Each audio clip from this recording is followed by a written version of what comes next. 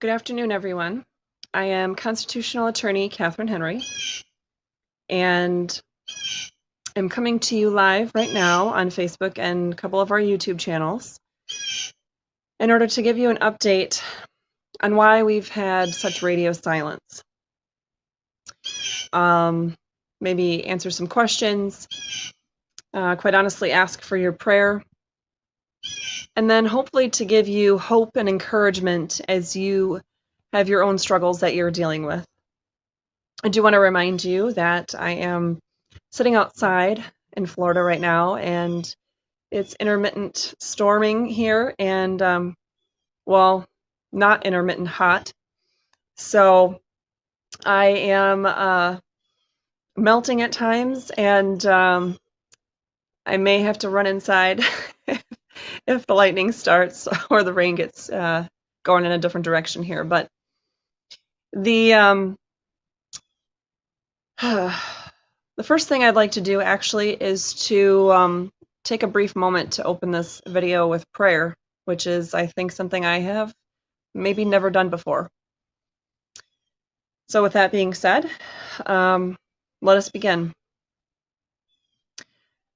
Dear Lord, I ask for you to be with all of us right now that are partaking in this video update. I ask that you be with me, that I am able to convey the updates and information to people that would most help them with whatever they need to hear for their struggles right now. But also, Lord, I ask that we're able just to connect together as humans, to be able to have fellowship, albeit through the internet, that we're able to see your glory and your miracles happen, and to connect in a way that we are each able to leave this video update a little better than when we started it, and to know at least just a little bit better how you'd like us to be able to move forward with our own struggles that we have. And I ask all of this in Jesus' mighty name. Amen. So with that being said, as we started off this video in prayer, a lot of you know what, you know what, I don't know if something, okay, I was just going to say, I don't know if there's something wrong, because usually by now I have a ton of comments, and I had a bunch of people watching and no comments were showing up. And if you're on YouTube and you are making comments, I'm seeing 0 comments from anybody on YouTube so far.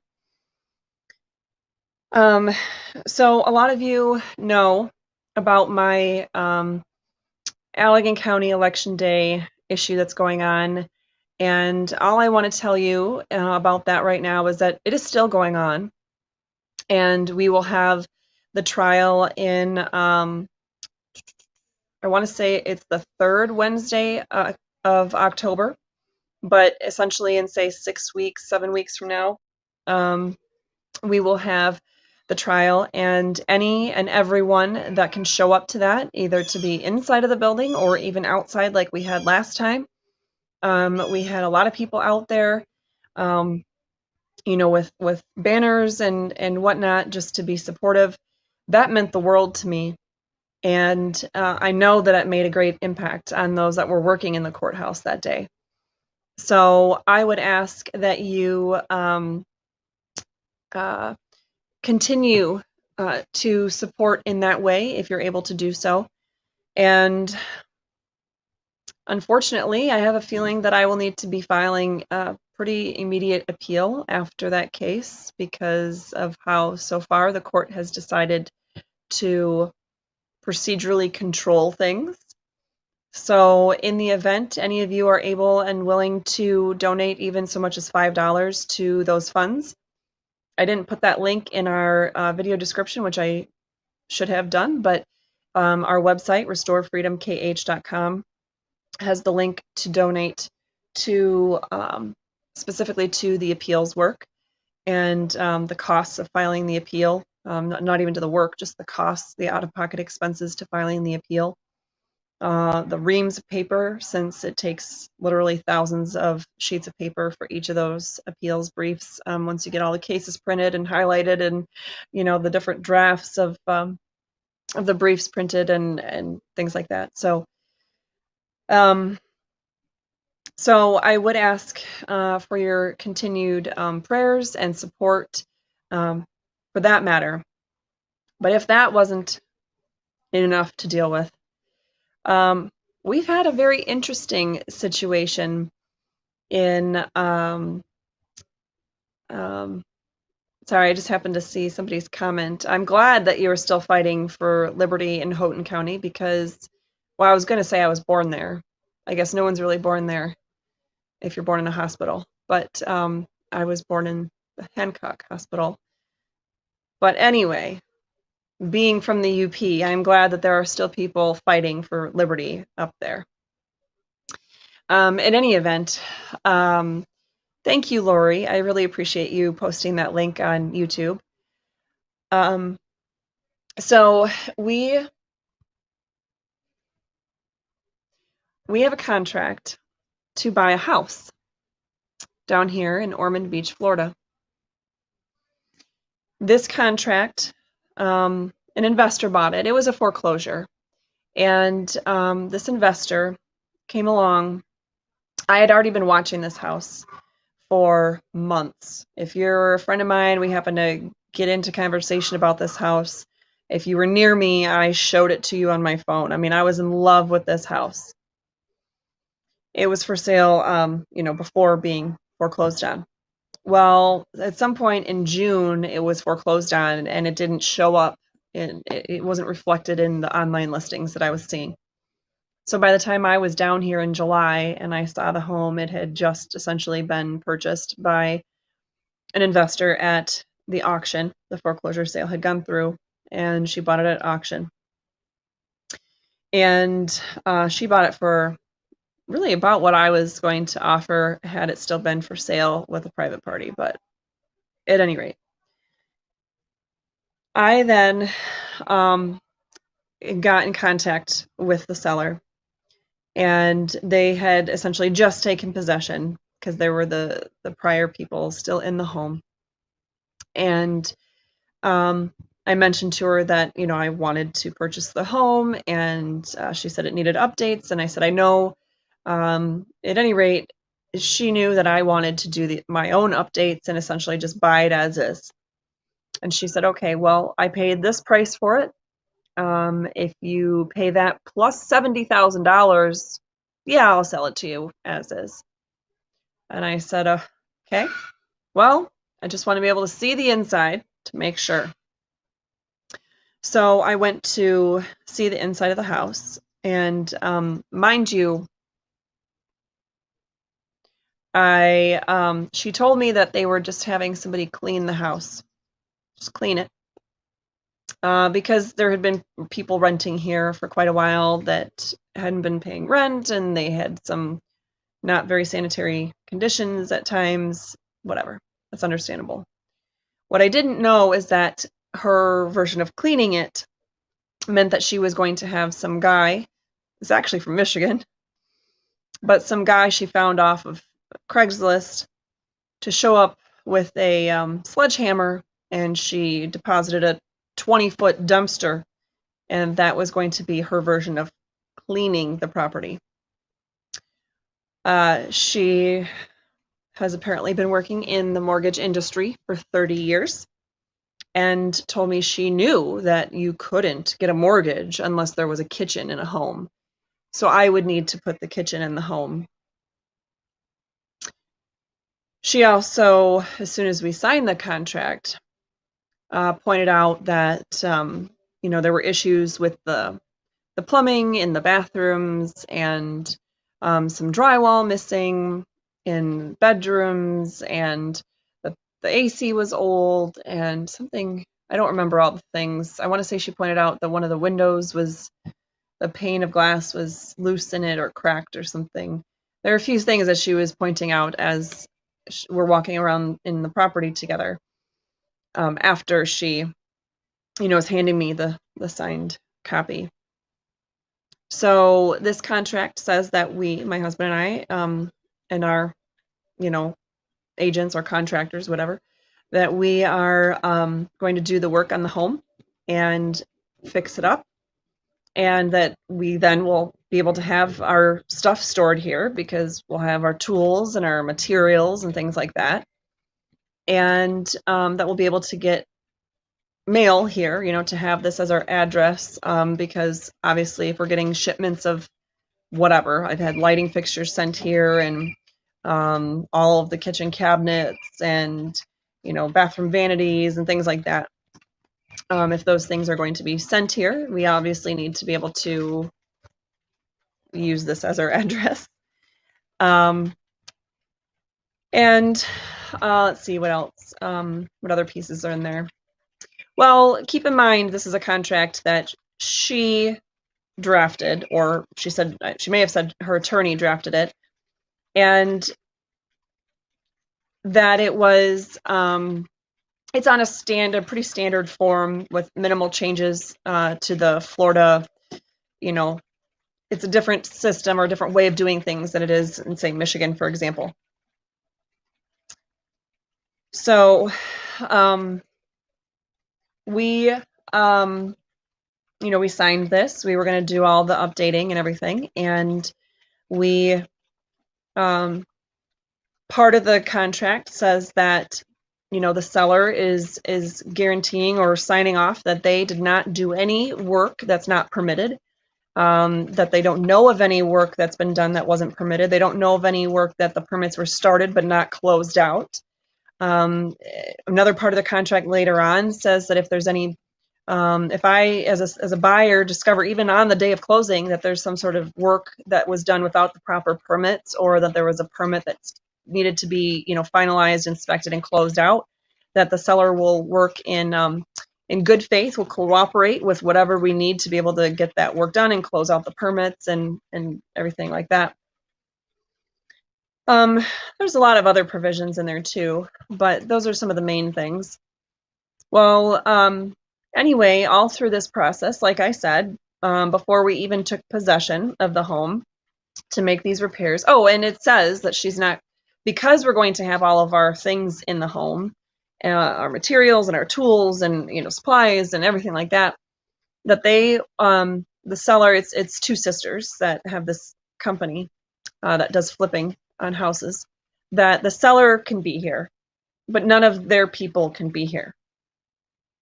We will have our people here that we're hiring to help us paint or whatever, and then we'll be here, and then we'll have an appraiser here and we'll have inspectors here and things of that nature, but the seller is not to bring anybody to the house. It says that in the contract.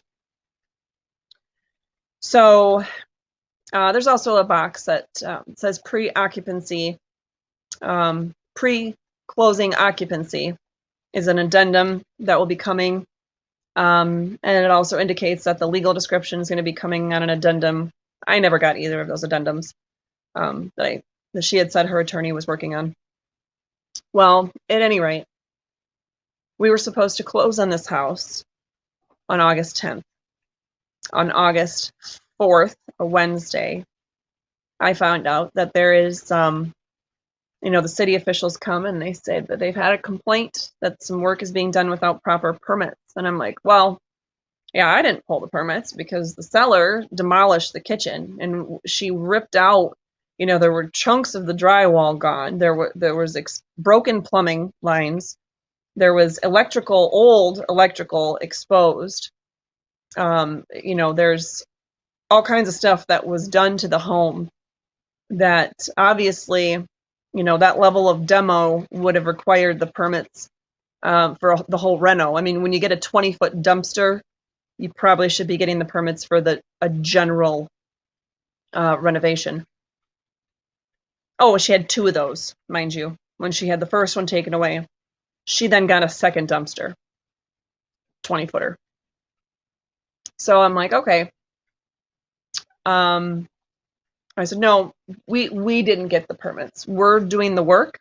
She's been here. The two of them have been here or calling or texting or emailing to check in on the status. They want to know exactly what the kitchen layout is going to be. And they've been checking about, we've given them the updates and walked them around and showed them what we were doing with different things. and all throughout the project.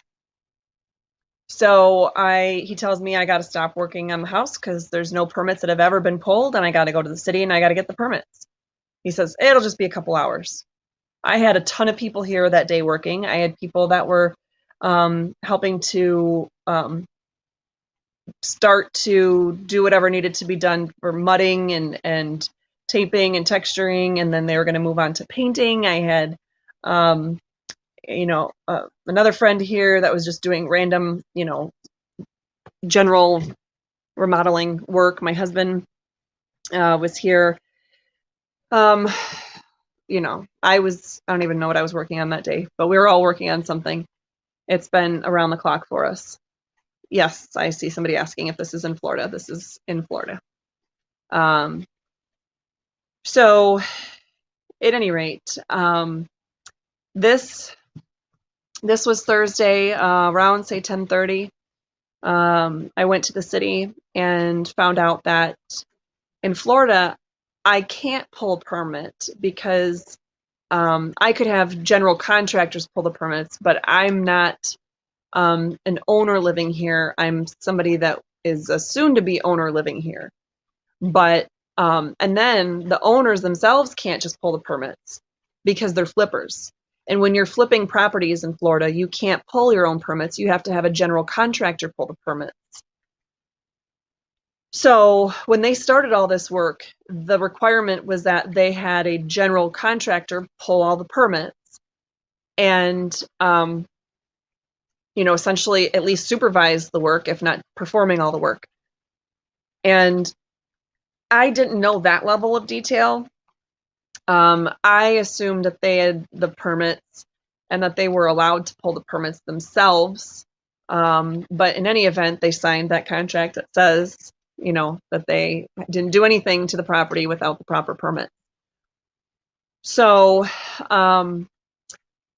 anyway, then I find out, I'm like, okay, we have closing in just, less than a week. I got to put all this together. I got to get the guys working. We have a lot more to do. We can get it done. We work hard. We work fast. But, this isn't our first rodeo, but okay, let's go into fix it mode. How am I going to fix this? And the seller had been, she had a guy that was going to come do things with this door. There's a French door that's, I don't know if you guys saw that, but anyway, it's installed backwards. So if it's storming really bad, it floods into the master bedroom.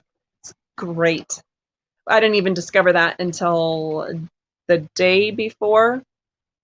Might have been 2 days before, 2 nights before all this happened. And so the day before, I actually spent a lot of money at Lowe's or Home Depot. I think it was Lowe's, getting all new windows and doors ordered and paid for, which I then had to go pick up the day that we found out all of this was happening.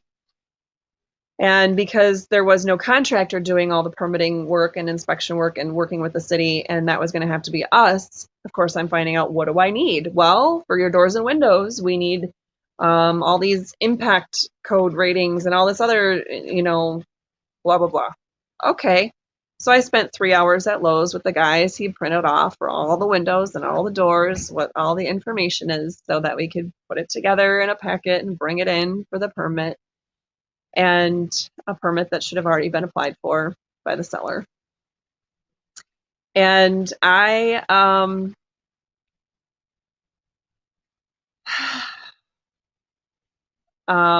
it gets crazier from there. I'm just trying to reel my mind back in.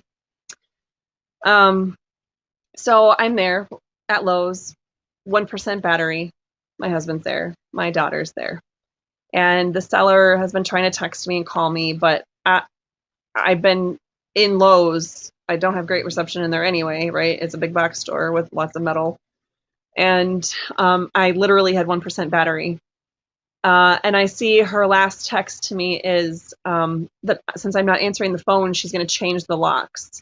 Keeping in mind, we're living at the home. They know we're living here. And all of our stuff, our medication, our clothes, our computers, whatever, it's here. Our food, it's here. At that point, we don't have the kitchen put together, but we have a makeshift kitchen because we have the refrigerator plugged in. We have this table set up that's like our counter, and it has all of our food and some dishes on it. And, we're using a blow-up air mattress at the time, so that as the place was all dusty with debris and different parts of the project that were happening, we'd roll it up during the day and keep it up high in a closet. And then at night, we would, when the dust was settled, we'd make sure there's a clean spot and lay it out on the floor so we had a place to sleep. And Emma had her bed that was like put up against the wall during the day, and then at night it was put back down, kind of like a Murphy bed. So I try to call, and I'm like, whoa, whoa, whoa, whoa, whoa, let's take this down a notch. My phone's dying, and I'm not doing anything wrong. I'm at Lowe's, I'm getting information, and I can call you back, but you can't just change the locks. And the response was, well, yes, I can, Catherine, watch me.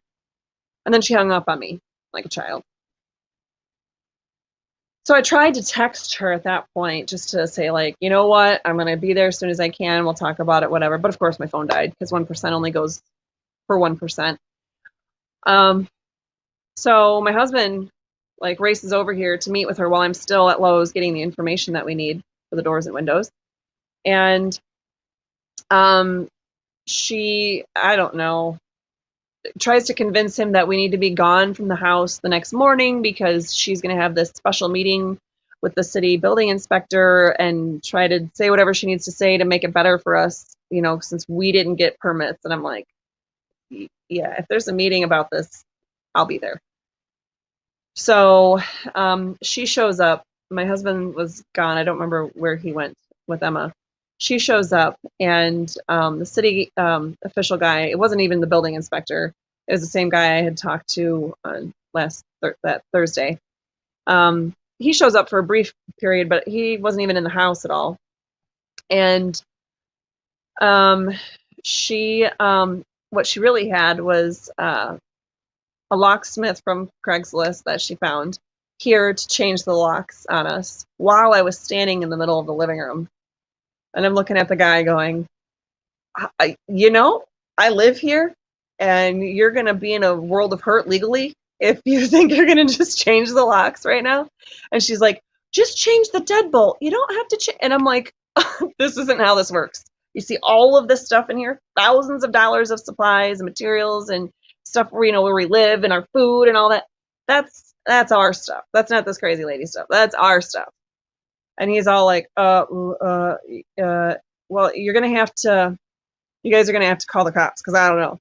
She calls the cops, tells them all kinds of interesting, fun stuff. It's a new lie every 5 minutes with them. Of course, I call the cops.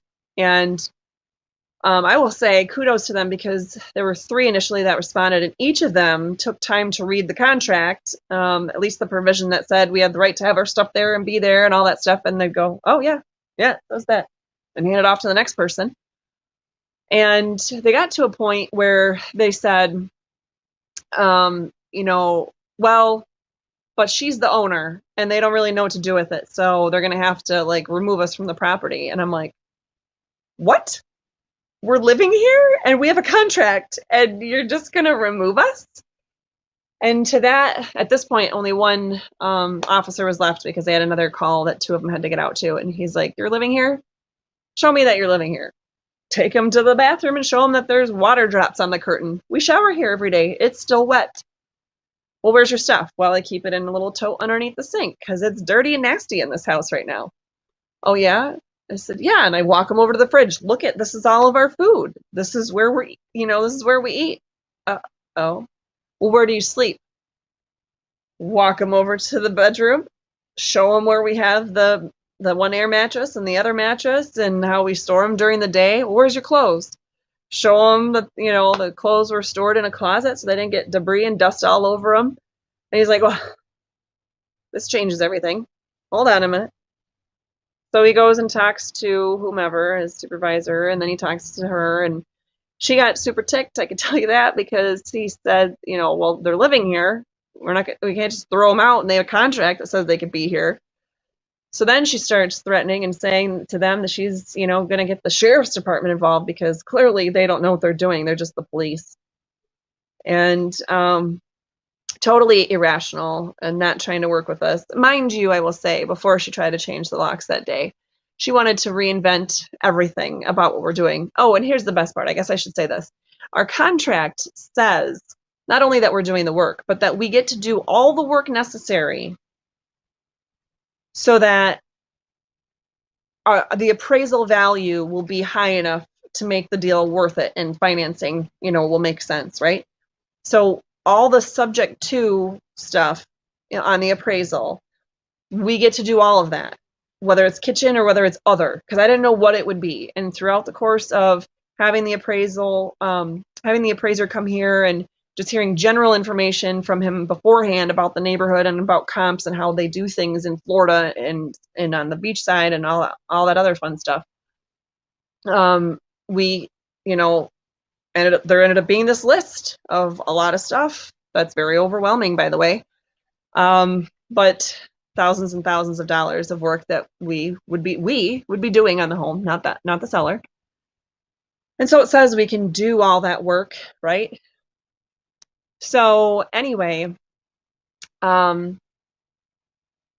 so yeah, that morning before she's, revealed she was actually there to change the locks on us, she's like, well, we'll have our general contractor come in and he'll get the permits, and then he'll just finish the kitchen, and he'll finish this and that, and he'll put all this stuff together, put the bathrooms together, because the two of the three bathrooms are gutted, and we're going to refinish all these hardwood floors. And I'm like, whoa, no, we're not doing that. We don't have money for that. And we have the vinyl plank flooring. I already showed you earlier this weekend. No, we're not doing that, Catherine. And we're not doing most of that other stuff that was on your list either. And I'm like, well, that little stuff was called stuff that's on the appraisal, stuff that's required literally in the appraisal, written in that the value is only going to be this high if we do that work. Well, no, Catherine, you could just get another appraiser. That's irrelevant. That doesn't matter to me. And I'm like, well, listen, let me just tell you about what the city said, what the building inspector said. Nope, she didn't want to hear that. She literally said, Catherine, I just don't want to hear any of your information. Okay, what about the law? The law says, no, Catherine, I just don't want to hear any of your information. Literally, I don't even get one sentence out when she says that. Okay, well, what about our contract? Our contract says, no, Catherine, none of that matters. Oh, okay. So contracts don't matter. The law doesn't matter. What government officials say doesn't matter. So good to know. All right. So we're just kind of making it up as we go along then. That's when she started, in her condescending tone, telling me that she's trying to work with me, but I'm just being unreasonable. And then she had the locksmith show up literally right after that. So she had already had that scheduled and thought I wouldn't be there. So needless to say, that kind of violates a few parts of the contract. So they knew what we were doing. They had access. We all had access to the key, with the key. Obviously from that point on, when they were literally in the midst of changing the locks, we then immediately afterwards changed the locks because that's not okay. But we, sorry, give me a second here.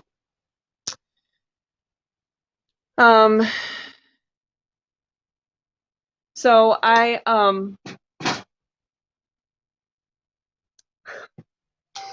this situation's so crazy, you guys. Sorry, I'm trying to fast forward the boring parts because trust me, it's insane. Your jaw is going to hit the ground. I thought I'd seen a lot, but anyway. So, anyway, so from that point, we're like, no, we're not having them in here.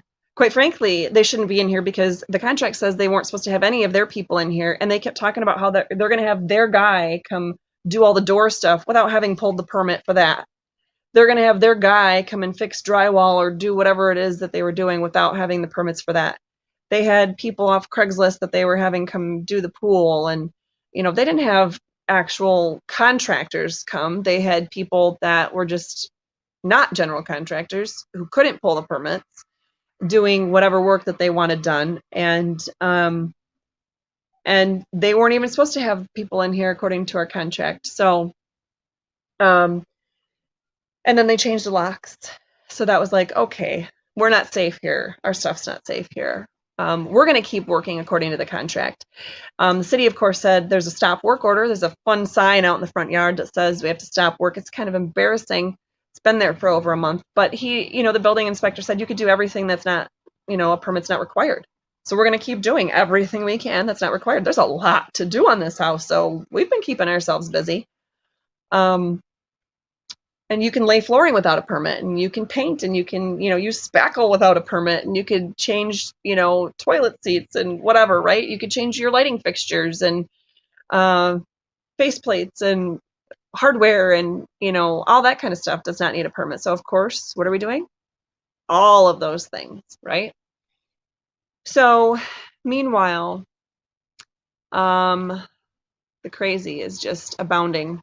We had the main master bedroom doesn't have air conditioning, and they knew that because it was, I guess added on at some point, or I don't know what the situation is, but it doesn't have air conditioning, and the sellers had taken out the air conditioning unit had been there, so I'm assuming it's because it wasn't working, and it was going to almost cost us just as much to have, a little bit fixed and oh, and by the way, the vents.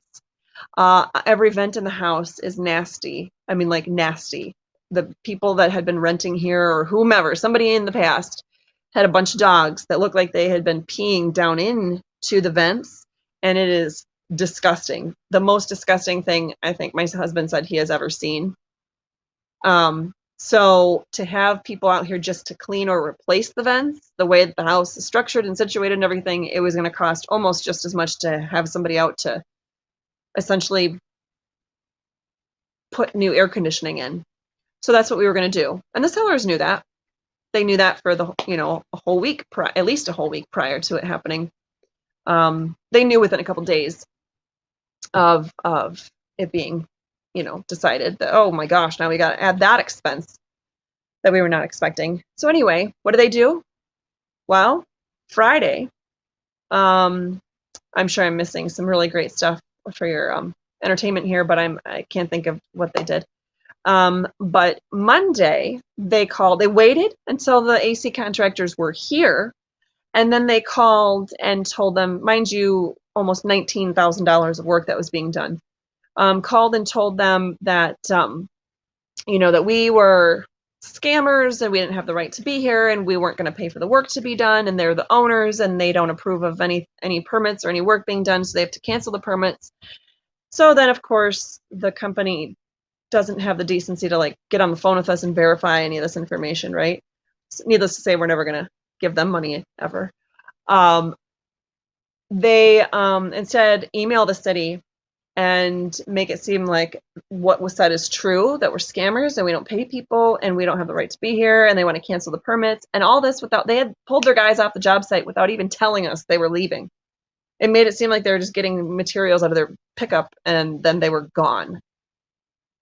Mind you, they were they were supposed to be here Friday in the morning by 8:30 and they weren't here until 10:30 on Monday. So anyway, it's fun time. So the sellers are essentially, they're canceling any permits that we get legitimately. They didn't get the permits that they needed to get. Then they've been threatening the people. There was a pool guy, the one thing they were going to do is have the pool ready to go and fully functioning and everything, and the guy ordered the parts and he got everything starting. The pool was black. Let me just tell you, I've never owned a pool in my life, and this is my first time, and it was black, but it needed not only initial stuff done to it, but it needed the equipment, right? So they had him order it and he paid for all the equipment, and then they told him in the course of all this never to come back, that whatever they said to him was threatening. They weren't paying him for any of the equipment that he had to buy out of his own pocket, and essentially threatened him that he shouldn't even let us buy the equipment. So that's been fun. And then, they've only had the lawn mowed one time this entire time. So they've owned the property for 3 months and had the lawn mowed once. Keep in mind, in Florida, it rains every day in the summer. How tall do you think this grass is? It's really tall.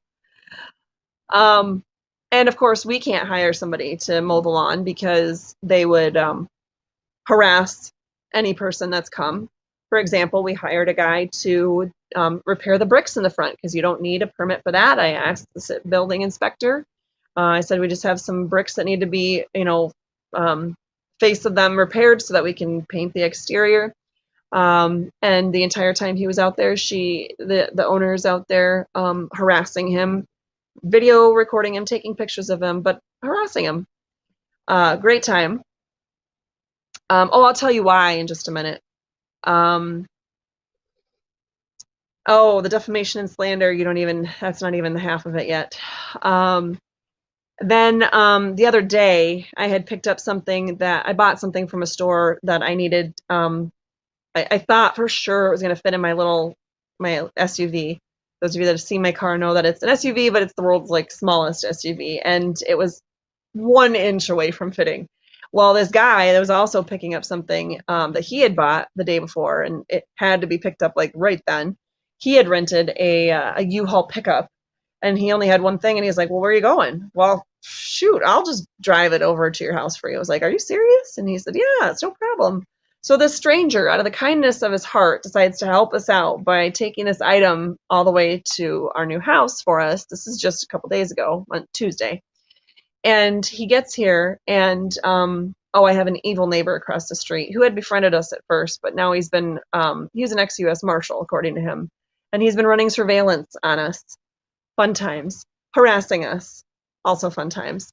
So I can hear him the second I pull up, and he gets on the phone, and he's like, "Yeah, she's here, and she's got somebody here now, and you get over here right away, get over here."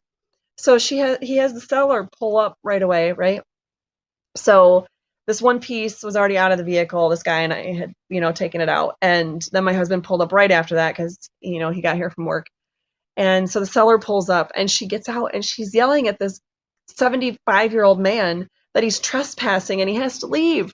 And then my neighbor, this crazy drunk guy, comes walking down the driveway to come to the situation and start yelling and swearing and calling me names. And I'm like, "Oh my gosh."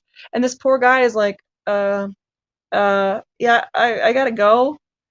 He gets in his truck and he leaves. So they are literally trying to scare or harass anybody who's trying to come and help, or that we're paying, or that's just helping in some way at all. Right. So libel. So let's talk about libel and slander, defamation, right? This woman is off her rocker. She has literally printed off some fake, bogus, ridiculous, stupid paperwork that she has literally printed off all these extra copies and gotten door to door to all the neighbors, knocking on the doors, telling them that we're scammers, we're just squatters, we don't pay people, we haven't paid anybody for any of the work that we've been doing, that we haven't paid her, we just won't get out, we don't have jobs, we don't pay our bills. Well, I'm thinking there's a few 100,000 of you guys in Michigan alone that can verify that I have a job. And most of you also know my husband does as well. So I'm like, wow, that's great. So let's see what else has been happening.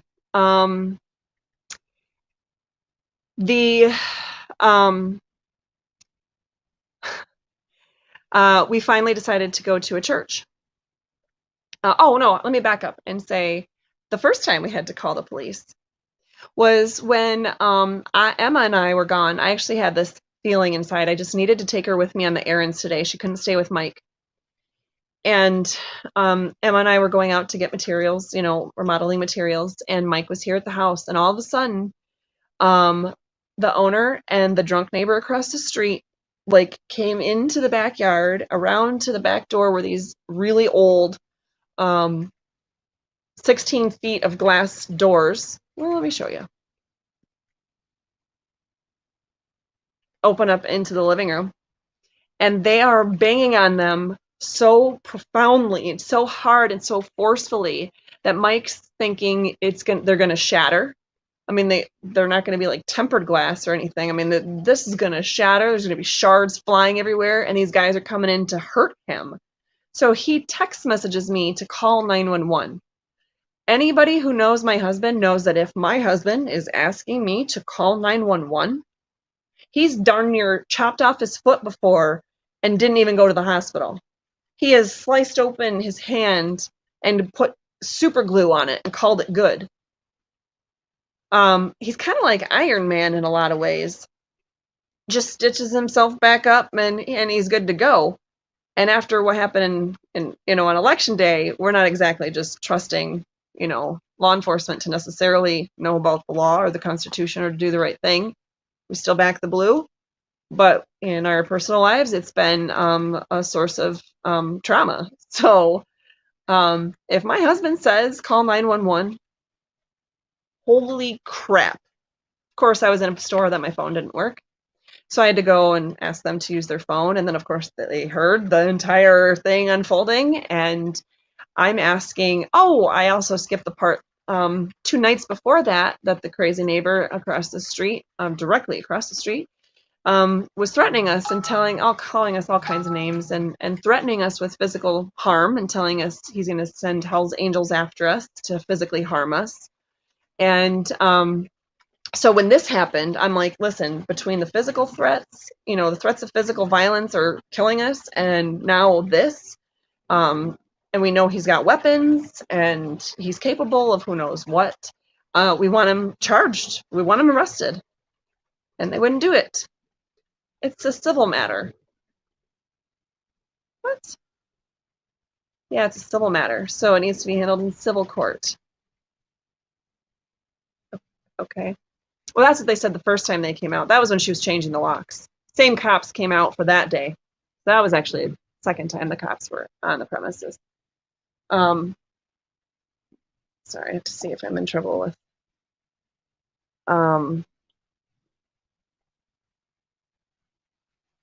Right. My husband is picking out colors, and yeah. Anyway,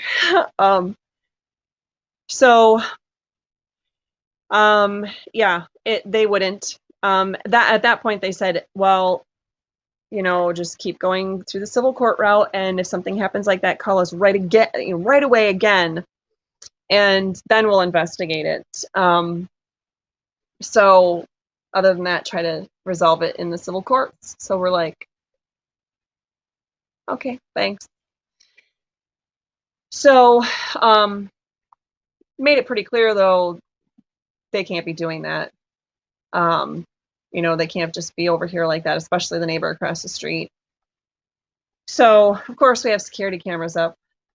And, we even have them on video stealing our mail, because that's not illegal.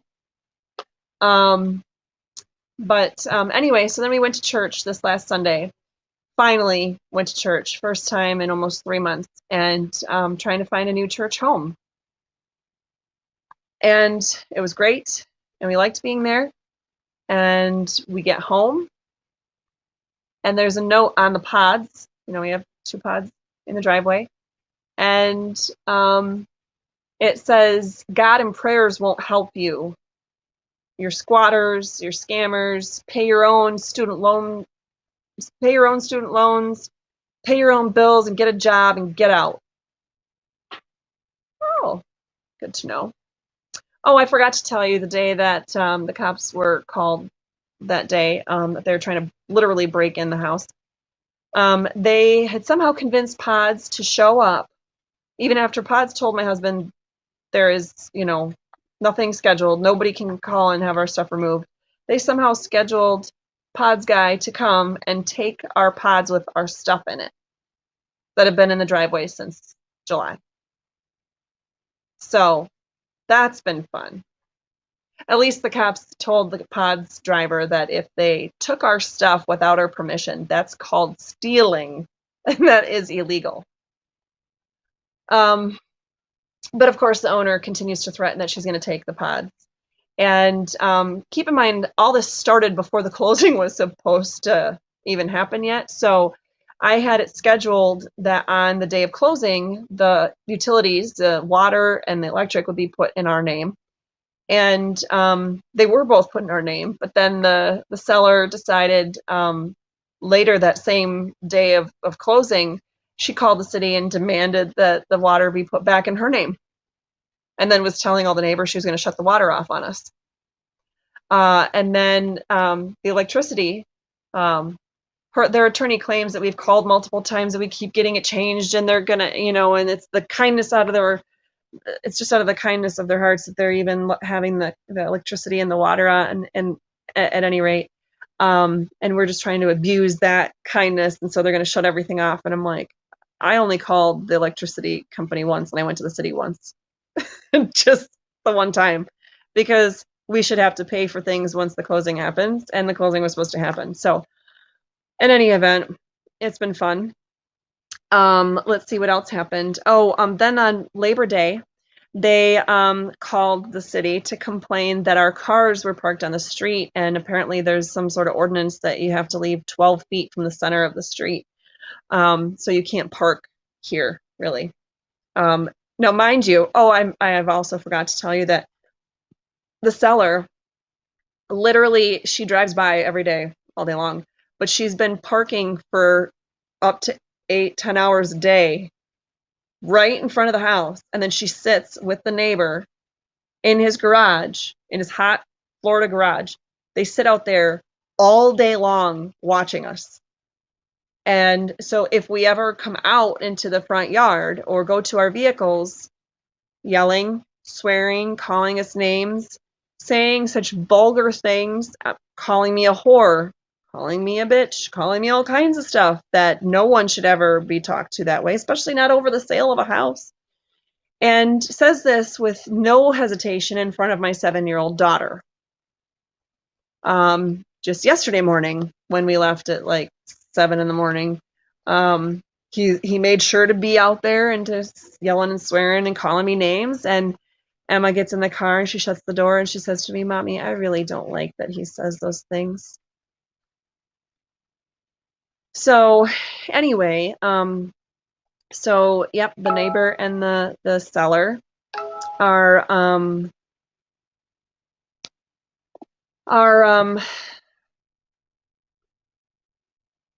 surveilling us every day. So Monday, our vehicles are parked right in front of the house, and right across the street, of course, is where the seller's vehicle has been every day.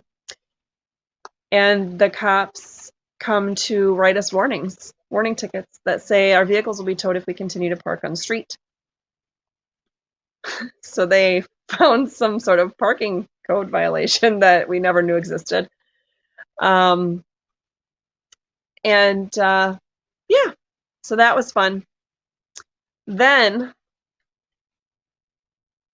oh boy.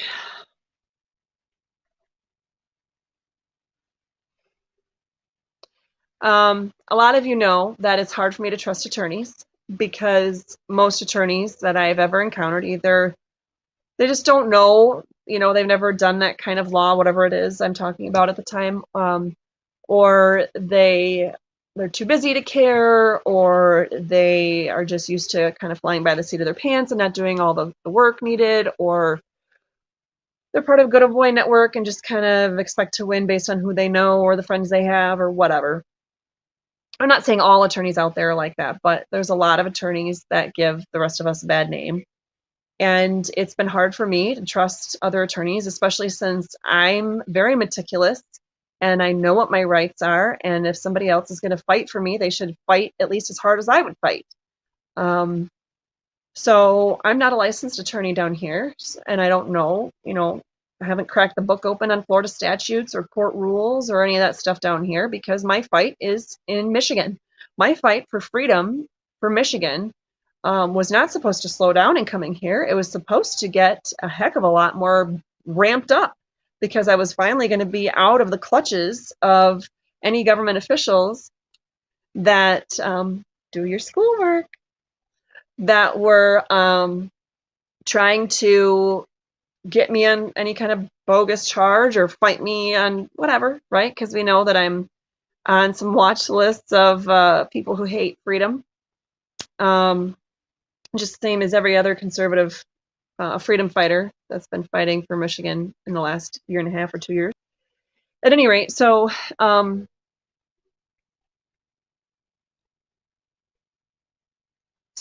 when I got the letter from their attorney that said I have to leave the property, I have to vacate, he literally, before the closing, wrote me a letter saying I have to get off the property, that we're not going to have closing, blah, blah, blah. Oh, yeah, they called the Friday before closing to they called my lender to tell my lender that they're not going to grant any extensions for any reason whatsoever. My lender hadn't asked for them. What I didn't know at the time is that the closing office, the title company that they selected, had some sort of breach, and it was part of something that happened like nationwide, and they were in the mix of that, and they weren't able to do any closings for weeks. I don't even know if they're still able to do them now. I assume they finally are now, but they weren't able to do them for weeks. And so even if none of this other stuff had been going on, we wouldn't have been able to do the closing right away. But they were thinking that the contract would just die if the closing didn't happen on the closing date, even if it was nothing to do with me, the reason why we didn't get to close. And then that Monday, they followed up with my lender. They contacted my lender and sent an email because they wanted verification that there was no clear to close, because of income issues, because they, make up whatever they want. And my lender they're like, I'm not getting in the middle of this. They just clarified, yep, there's no clear to close. Of course, I then followed up with my lender saying, just to be clear, when we have a loan saying that we're using this appraisal and the contract says we get to use this appraisal and that we get to do all the work necessary for the appraisal to have the higher value, not the as-is value, but the higher value, we won't get clear to close until all of those things are done, all those conditions are met, and the repairs are made, the appraiser comes back out, verifies everything is done, and then we're able to close on the home, and we get clear to close that way. Is that correct? And of course he verified, yes, that's how it works. So when they literally that same day are calling the AC company, that was one of the things that was being done, almost $20,000 of work to put in a whole new mini split system all over the whole house, so there's no more nasty ductwork. There's AC in the master bedroom. That adds a lot of value in a place that's 90 on many days of the year. When they cancel those permits and they prohibit us from getting any other permits and try to stop us from getting any work done whatsoever and send us cease and desist letters saying that we can't do any work to the property, even before the closing date, that's them breaking the contract. Besides the fact they broke the contract because they never got the permits to do the demo in the first place and start the renovation project, or that they, didn't disclose to us that they had started the work without the permits. A variety of other things, and you have all the defamation, libel and slander, and the physical threats, and you have, I could go on and on about that. But we finally, we got an attorney at the beginning of August, when the day their attorney first contacted me. I never wrote their attorney back. I went and spent 3 hours with this attorney, and I do believe he was a godsend. In a lot of ways, he seemed like a guy version of me. He understood, he seemed to really understand the Constitution and just different things. We talked about a lot of different things, and I wanted to make sure that I was finding somebody that was going to fight for us the same way that I would want to fight for us, because that's what you expect, right? And if you're paying him big bucks, and I was paying him more than I had ever earned hourly in any job as an attorney I've ever had, so I was like, I better be getting what I'm paying for, right? So their attorney at the time I left his office, their attorney had then filed some bogus paperwork in the 2012 foreclosure case that none of us were parties to that case. And they wanted to shortchange the whole like due process element of how our system's supposed to work and try to get me kicked out because they just wanted a writ of possession through that 2012 case. Luckily, the judge didn't go for that, but we had to spend time and money responding to that. And so then they immediately, then they filed this other case, but they filed it in the wrong side of the county where there's no venue. So there was something scheduled for this week, and it, somehow eventually got moved, and I got put with the same judge because it's supposed to be put with the same judge if it's a different case, but same kind of concepts, which it is. And so then there was a hearing scheduled for this coming Wednesday. But they eventually served Mike. By the way, they served him at his new job down here. Mind you, they're telling everyone neither one of us have jobs, right? But they got him served at his new job.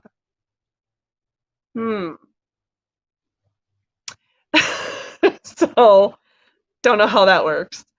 But yeah. This is kind of where it gets crazy, guys. I'm still not served. I still have not been served with the paperwork. I think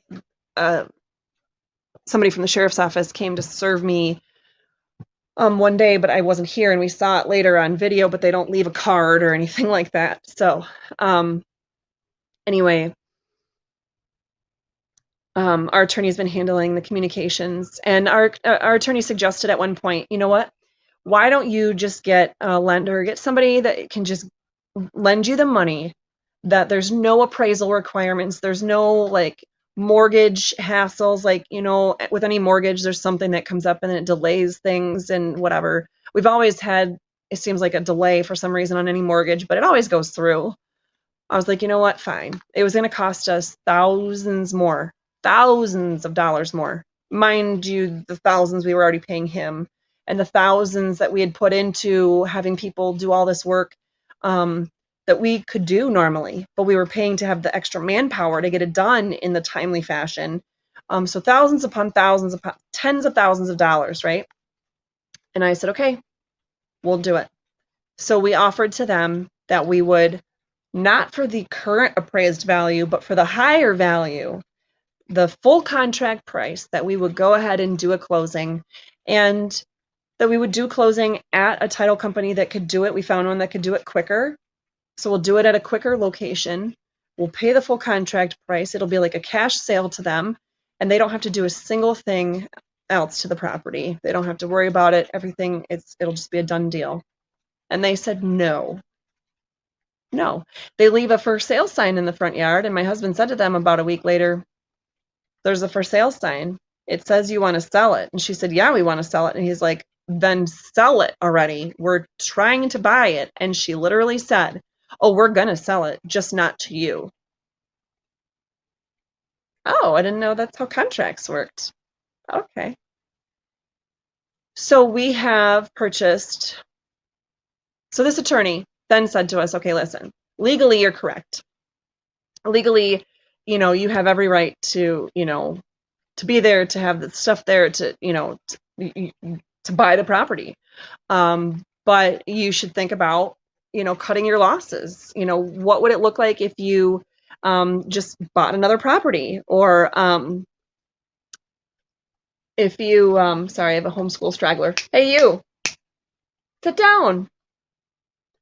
If you, did, just bought another home and took with you what you could out of this home, and went and then try to get, just sue them for your deposit back and everything. And I'm like, that's not going to cut it, because we have hundreds of hours of manpower into this house. We have done electrical and plumbing, and we have bought almost $10,000 of windows and doors. We've bought all new sinks. all new lighting fixtures. I think I'm up to 30 lighting fixtures for this house.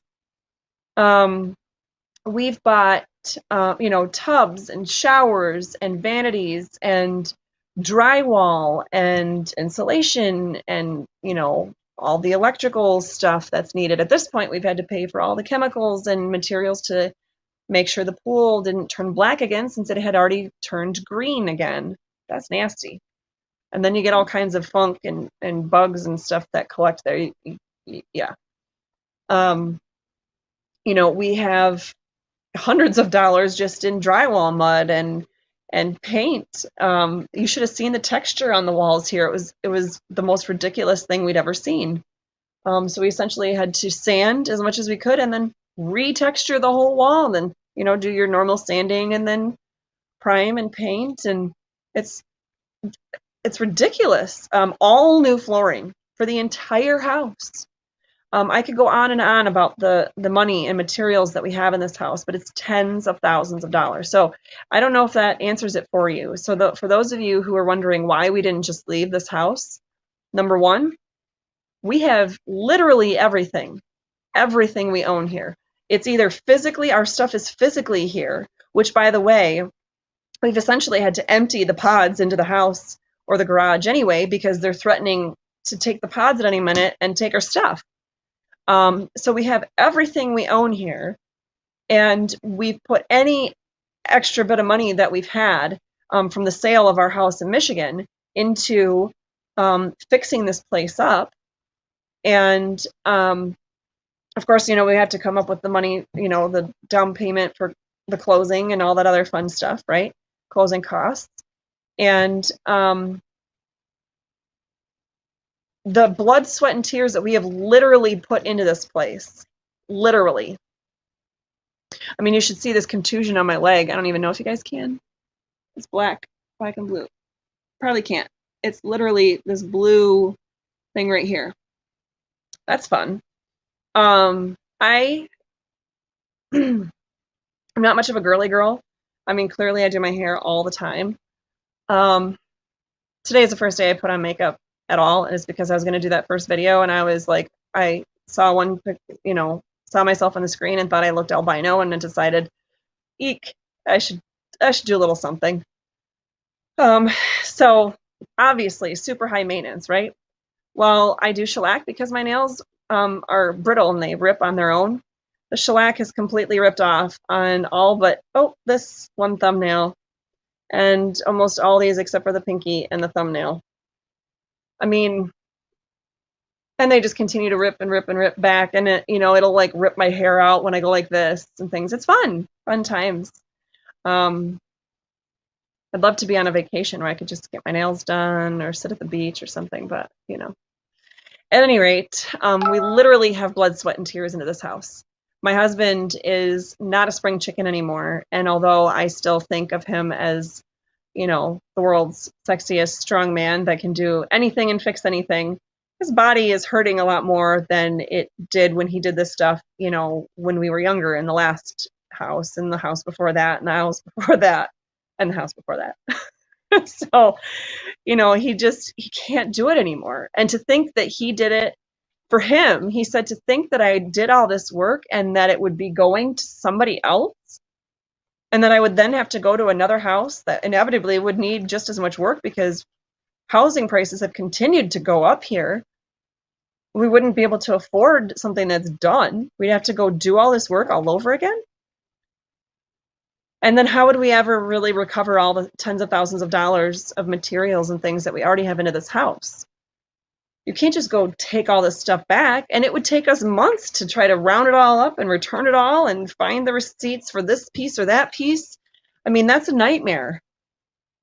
And how about let's back up to anybody who wasn't on right away at the beginning when I said, I've been watching this house since April, long before this seller even found this house through the auction. This house means nothing to her personally. It means everything to us. The neighborhood, besides the one drunk neighbor, the neighborhood is awesome. It can take us 8 minutes to walk to the ocean. You guys have seen my phone and my videos, right? I talked about wanting to be at the ocean. It takes me 8 minutes to walk there. We could be outside at night and hear the waves. When the Daytona 500 was going on, was it a week or two ago? You could hear the race. You could hear when they stopped driving, and sure enough, Mike would look at his phone and see, oh, yep, there's an accident, so they're on caution. I mean, we've worked our butts off our entire lives, and we finally have a place that we feel like this could be where we could be at peace. We're never going to get a vacation again. We haven't had one since a year before COVID started.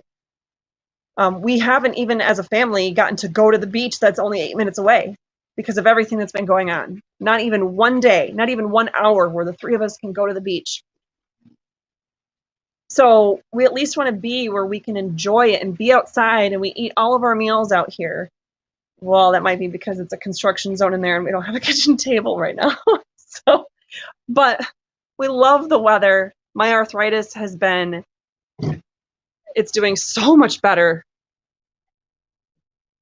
And anyway, hopefully that tells you why. So then let me back up and say that I was talking to a friend of mine who's one of the other neighbors, and he said to me, oh my gosh, you should make sure to bring this note about God, how God and prayers can't save you, and all the threats and everything. You should bring all that to your attorney, and bring the parking ticket warnings and everything, and bring all that to your attorney. And I said, I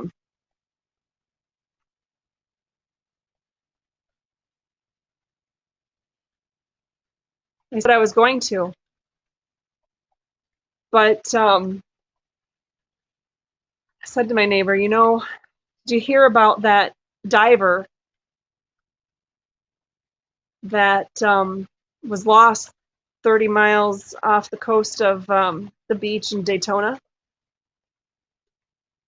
The one who's also an attorney.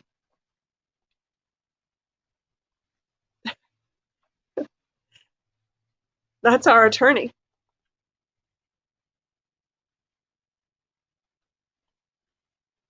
So on Tuesday, when my drunk neighbor's out there yelling at me and calling me a bitch and everything in front of Emma and a loser and a squatter, and the seller shows up to tell this stranger who out of the kindness of his heart was helping us get this piece home, and she's yelling at him that he's trespassing and he's on private property. And while all that is going on, I had also just literally found out that I was hoping it was wrong. I was hoping I had just heard wrong, but I had just found out that my attorney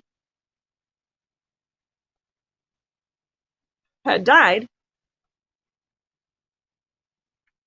in a diving accident. And he's somewhere around my age or Mike's age. It's not like he's older. And I had just texted him on Tuesday morning and just to give him an update on some of the things I was going to be sending over to him. And, of course, we've been preparing our lawsuit for the specific performance to force the seller to sign the deed and sell us this house.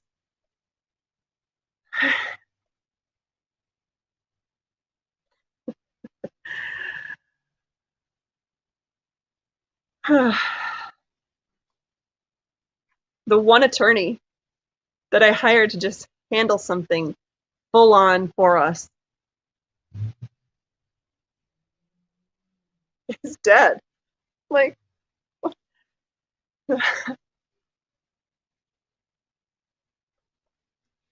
so I thought, well, also on the same day, earlier in the day, before I found that out, I got a paper notice from the other attorney that they have an emergency motion for them to have access to the house. And I don't know what else it says because they didn't send me the motion. They sent me just the notice of the hearing for the motion. Anyway, the second page said that it's by Zoom, right? And this coming Wednesday. And the second page says, if you need ADA accommodations, you call this number. And so I had called the number, and they didn't call me back until Wednesday. And then they said, well, you know, it sounds like you just need to call the court directly, the judge and their assistant directly, and talk to them because you're just going to need an in-person hearing. We don't have anything that could help with that anyway. And I said, oh, okay. So they transferred me to the judge's office, and it was at that time on Wednesday that that the judge's judicial assistant confirmed that our attorney was in fact the diver who had died. And they weren't sure. She was canceling a lot of her hearings, and because you know she knows this attorney, it was really hard for them to go through this loss. And anyway, they would let me know by today if they were still having that hearing or how that would work, and about the ADA accommodations and everything. And I got a call back.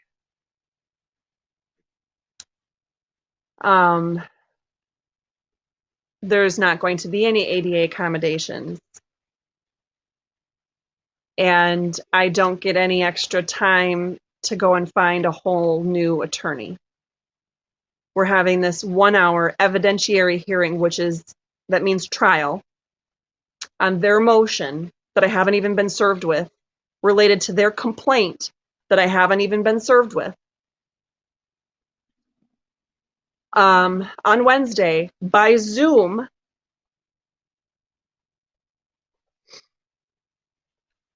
when my attorney has just died less than a week before the hearing.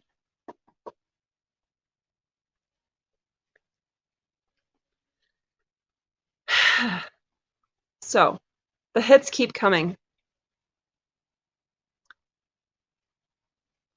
They keep coming. I'm a fighter, though, obviously, and I know God's with us in all of this. So, you know, if you happen to be a Florida attorney and you're watching this video and you really like freedom fighters and you know actions for specific performance and ejectment and all those other fun things, and you want to come help me out, that'd be great. If you're independently wealthy and you want to help fund another attorney for us,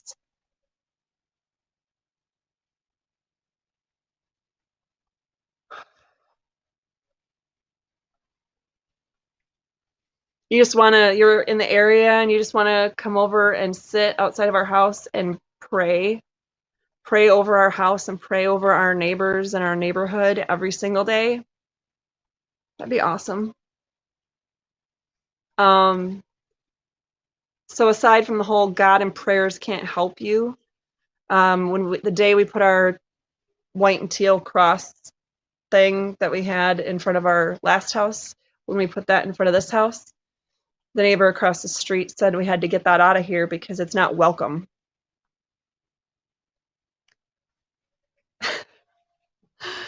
One of the big reasons why I researched and picked this particular city was because of the conservative values that they have here. So how did I find the one crazy whack job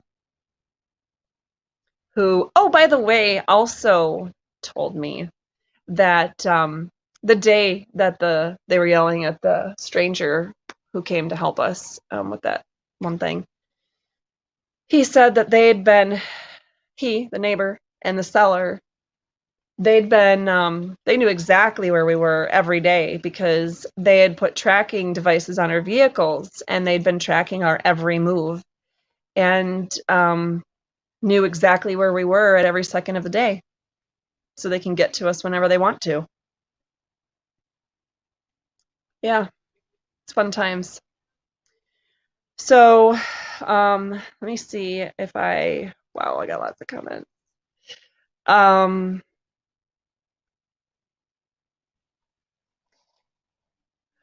Let's see.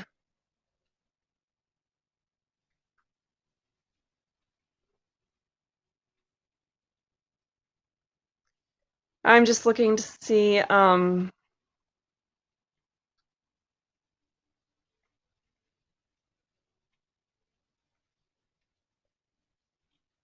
if you guys, I don't know, had any questions or if there's something I needed to.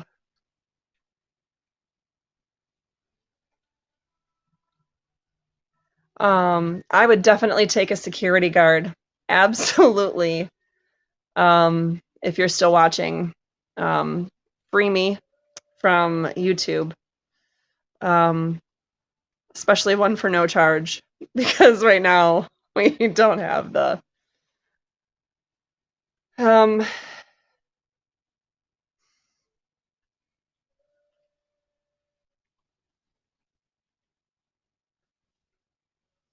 okay, I am just looking to see. Um, I think I've addressed all the questions that you guys have so far. Um, oh, oh, shoot, it jumped. I have no idea. I was somewhere, and if you guys said anything, there's a lot that it jumped and I missed. But anyway, yeah, it would. I would. They can't get a warrant because it's not. It's just the neighbor and the seller. It's not the government that's trying to track me. It's this ex-U.S. Marshal and the seller who put the trackers on my car. So I did ask the attorney about getting a protective order before he died, and he said that they're just very expensive and it's a very time-consuming process here. And I figured, well, maybe our best bet at this point is just to pursue getting the house, getting the deal finalized. It wasn't until I saw one paper that came, I think, from the other side to my husband. Anyway, that said, um, there was a lot of garbledy-gook in there, but one thing said that with this judge's docket, that if you want a jury trial, your trial will happen no sooner than 18 months after the complaint was filed. And if you want a bench trial where the judge hears your case and there's no jury, then the trial will happen about 12 months after the case has been filed.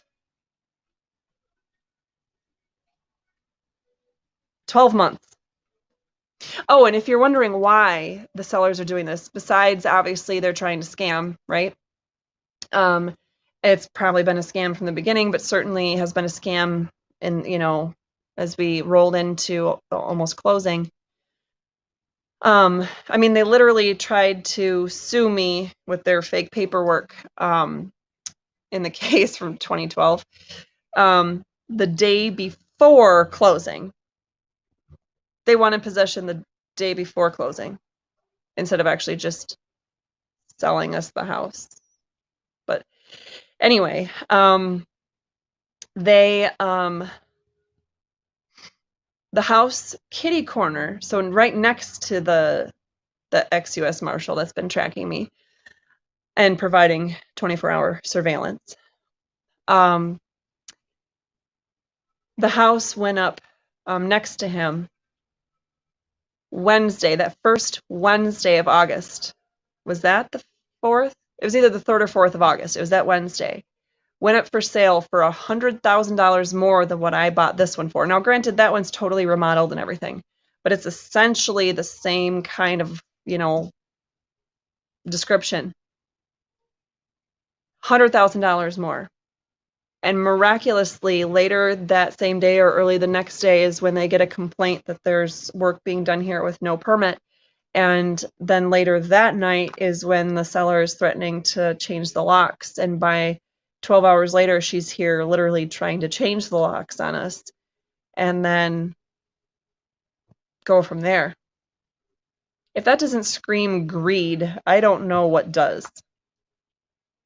So, and they think, I mean, they literally have said, and the neighbor has said, it doesn't even matter, they're going to win. They're going to win. They're going to get us kicked out. They're threatening us and trying to scare us and everything every day.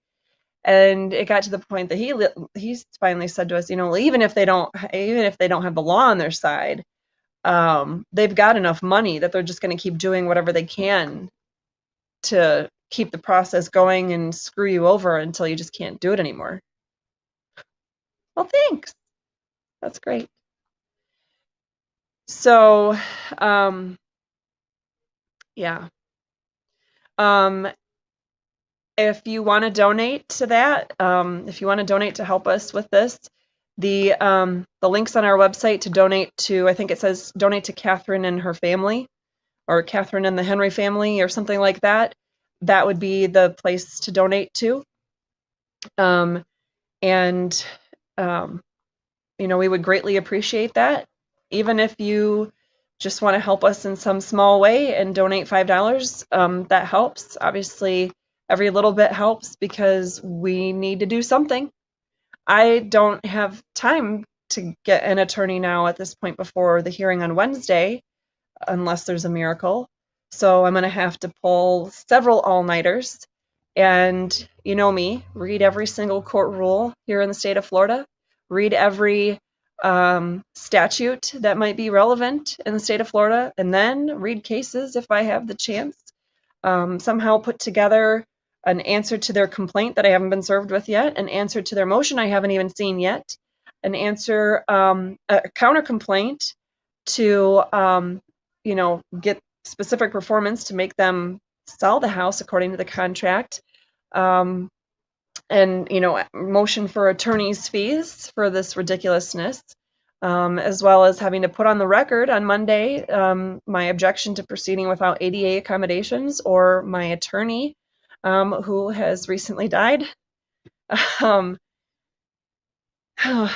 And of course, to ask that they have to stop harassing us, that they have to let us get the permitted work done, and have people here doing the work with us and for us, if that's what we choose to do, to pay people, or if we have friends or family that show up to help us.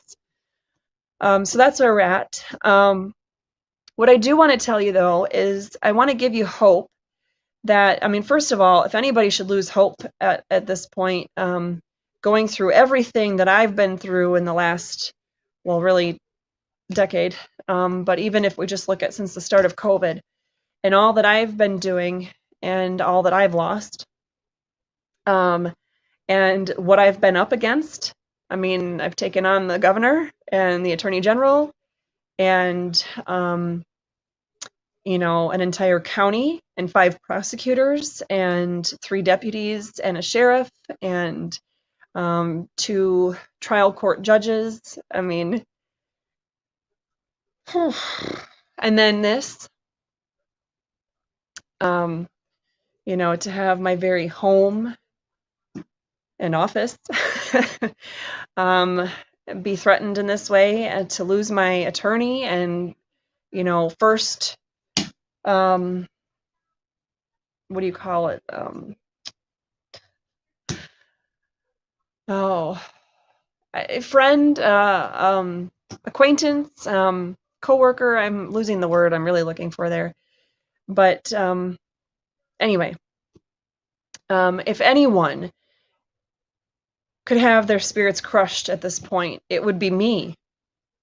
And I know that God is with us. If He is for us, who can stand against us? And I know that if my friends and family and the people that support me, whether in Michigan or elsewhere, are willing to show up in some way to help physically, or to pray with us here, or to pray with us where you are, or to help us, by donating, or to help us with,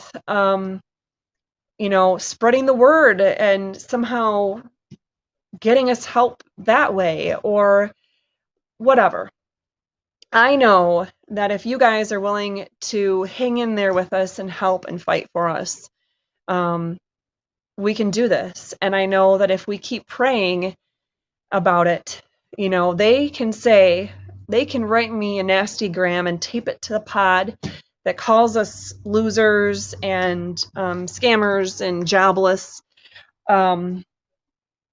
They can write me a note or write us a note that says God and prayers won't help us. But I know that they can. I know God is still with us, and I know that prayer does help. So I'm going to ask for your prayer, and I'm going to try to give you that encouragement that if I'm not given up yet, that you shouldn't give up whatever it is that you're going through. And if, like I said, if you are looking for ways to help by donating to us financially, our website has the links for online to donate to Catherine and family. And if you want to send a check instead, a lot of people are old school and they like to do that instead. By all means, please do that. Our mailing address is on there, but it's also P.O. Box 333 in Ormond Beach, Florida. Sometimes I say Michigan, 32175. And the faster I can get this house deal done with, and of course the other case appropriately dealt with, the faster we can get some significant improvements and upgrades to our constitutional app, the faster I can get back into doing regular, if not daily, videos that I can interview. There's a ton of people I want to interview about different lawsuits that they're a part of, different fights for freedom. The more I can connect people with different things and give you guys advice on what to do and how to do it, and really start connecting with people all over, so that this fight for freedom doesn't fizzle out for lack of leadership, that this fight for freedom can continue to forge ahead no matter what. That's my goal. That's what I have on my agenda. So if you're willing to help with my agenda, help me with these two situations now so that we can continue to move forward and get those things done. And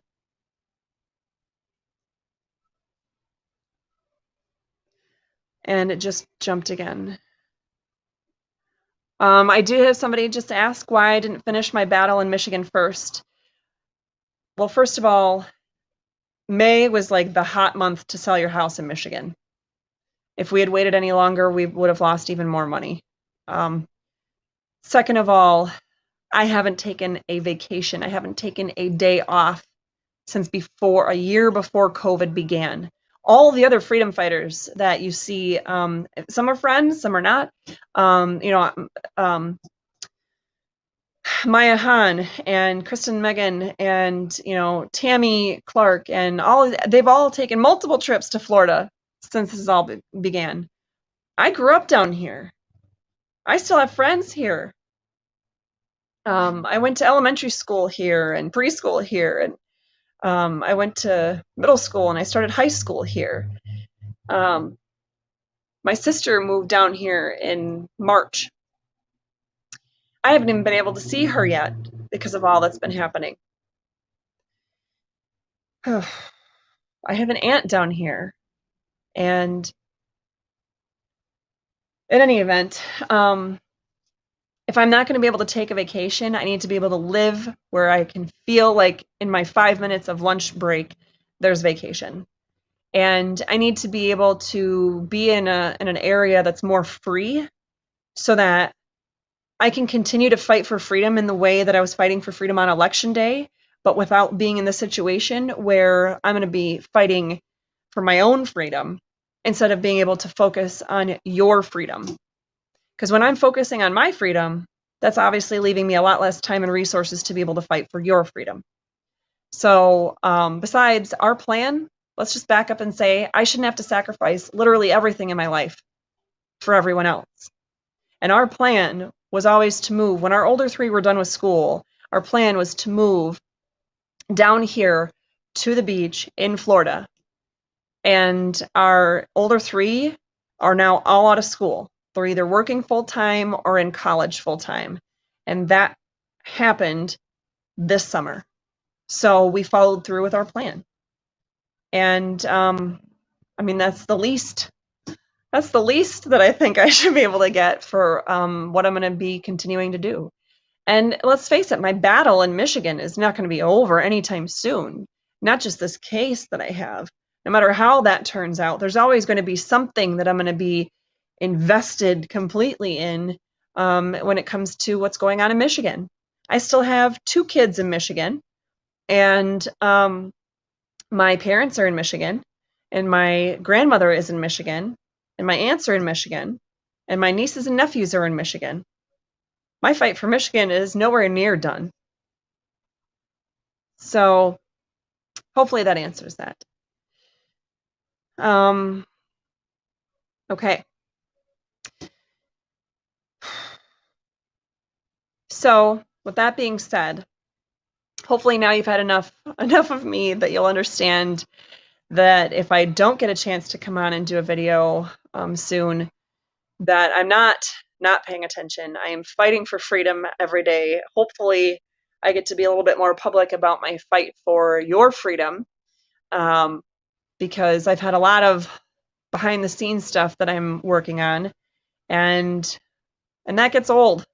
Gets boring. I want to be able to help you directly. So please keep us in your prayers, and help us in other ways if you can. We need God's kingdom to take over on this one. That is for sure. And my youngest daughter is missing her childhood. She's 7. I haven't really been able to enjoy time with her since she was 6. And I don't want her to be 8 before we are legally owners of this house and the case with that is done. And I'd ask that you guys also pray for my attorney who passed away before his time, and for his family and friends and colleagues. And for our situation, pray that I have the stamina and the wherewithal to go through the court rules, the statutes, the cases, to write all the legal documents, prepare all the stuff, and to have everything, to know how to file. I don't even know how their stupid filing system works down here to get stuff filed in their courts.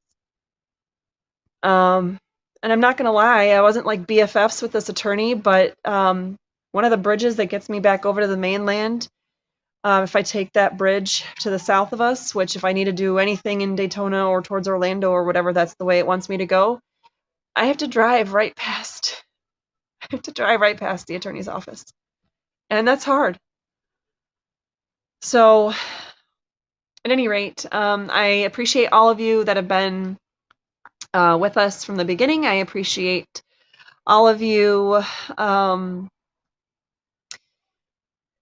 that are new and supporting us, and I want you to stay positive in whatever your particular struggle at this time is, whether it's with your job, whether it's with family members that just don't understand why you won't get the vaccine, whether it's with, a housing situation that has come out because of all this. Whatever it is, stay strong and know that you have rights and you are valued and you are not alone. And don't forget that if you want to hear a little bit more of a fight about the Constitution and our rights and Joe Biden's unconstitutional mandates, I will be on Fox 2 Detroit Sunday, 2 days from now, Sunday morning, somewhere around 8:30ish, for the Let It Rip segment of the show. And I will be battling it out, I'm told, against the strongest Biden supporter attorney that they can find. So tune in for that. And in the meantime, please please hang in there and stick with us in our fight to hang in there. All right, thanks everyone. I hope you have a wonderful, wonderful weekend and a fabulous Friday night.